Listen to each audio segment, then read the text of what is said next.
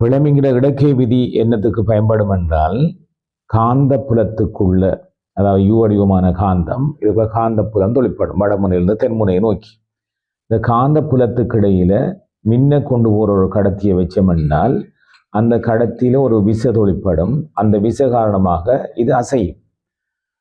அந்த அசைகிற திசையை காண்பதற்குரிய விதிதான் பிளமிங்கிற இடக்கை விதி. இடக்கை விதி என்னென்றால், நடுவிரல், சுட்டி விரல், பெருவிரல், இந்த 3 விரல்களையும் ஒன்று கொண்டு செங்குத்தாக பிடிக்கும் போது நடுவிரல் மின்னோட திசையிலும் சுட்டி விரல் காந்த புல திசையிலும் இருந்தால் பெருவிரல் கடத்தி இயங்குற திசையை காட்டும்.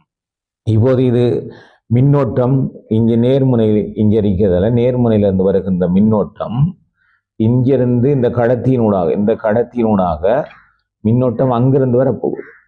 அங்கிருந்து வந்து மறைமுனைவில் பூர்த்தி ஆகும். இந்த நேரமும் அசைவை காட்டும். மின்னோட்ட திசை இங்கிருந்து இங்கே இருக்கின்றவரையால் மின்னோட்டத்துக்குரிய விரல் என்னன்னு கேட்டால் நடுவிரல். காந்தப்புலம் வடமுனையில தென்முனையை நோக்கி இருக்கணும். இந்த விரல் இப்படி இருக்கணும், வடமுனையில தென்முனையை நோக்கி. நடுவிரல் மின்னோட்ட திசையை காட்டும். அங்கிருந்து மின்னோட்டம் வருகிறது. இப்போ நாங்கள் பார்த்தோம்னா நடுவிரல் மின்னோட்ட திசையை காட்டுது, பெருவிரல் கடத்தி இயங்கும் திசையை காட்டும். அந்த நேரம் இந்த கடத்தி நாங்கள் மின்ன வழங்குற நேரம் இங்கே நோக்கி அசையும். இப்போது மின்கலத்தின் முனைகளை மாற்றி மின்னோட திசையை மாற்றுகின்ற போது அந்த கடத்தி முதல் அசைந்த திசைக்கு எதிர் திசையில் அசைவதை நாங்கள் பார்க்கக்கூடியதாக இருக்கின்றது.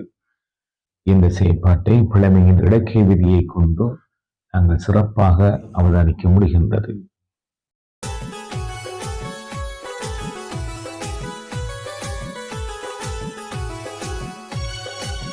நாங்கள் மின்ன வழங்குற நேரம் இங்க காந்த புலத்துக்குள்ள வைக்கப்பட்ட கடத்தியில ஒரு விசை தொழிற்படுகிறது, அதெல்லாம் செய்யுது.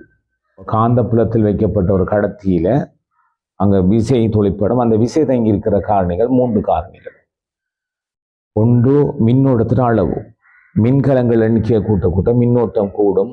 அதனால மின்னோட்டம் கூடினால் அந்த விசை அதிகரிக்கும், மின்னோட்டத்தின் அளவு.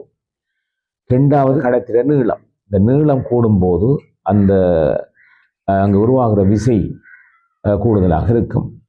அதே போல காந்த புலத்தில் வலிமை கூடினாலும் இங்கே உருவாகிற விசை அதிகரிக்கும். பிளமிங்கிற இடக்கை விதிப்படி தொழிற்படுகின்ற உபகரணங்களை நாம் பார்க்கின்ற போதும் ஒலிபெருக்கி, மின்மோட்டர், கல்வனுமானி, வோல்ட்டுமானி, அம்பியர்மானி, இதெல்லாம் பிளமிங்கிற இடக்கை விதிப்படி தொழிற்படுகின்ற உபகரணங்கள்.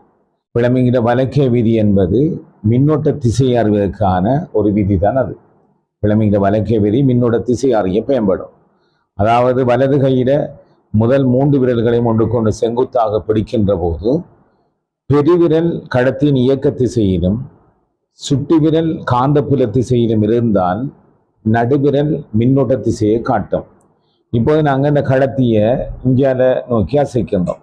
இந்த திசையில் அசைக்கிறோம் என்றால் இயக்க திசை இப்படி காட்டணும்.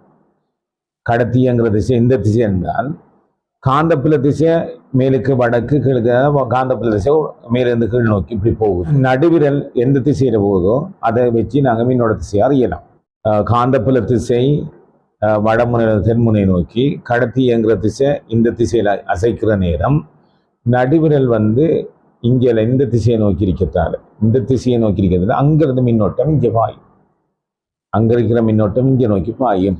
பிளமிங்கிற வலக்கை விதிப்படி தொழிற்படுகின்ற உபகரணம் என்னென்றால் ஆடலோட்ட டைனமோக்களில் பொதுவாக பிளமிங்கிற வலக்கை விதியை பயன்படுத்தித்தான் அந்த மின்னோட்ட திசை அறியப்படும் என்ற விஷயம் உங்களுக்கு தெரிய வேண்டும்.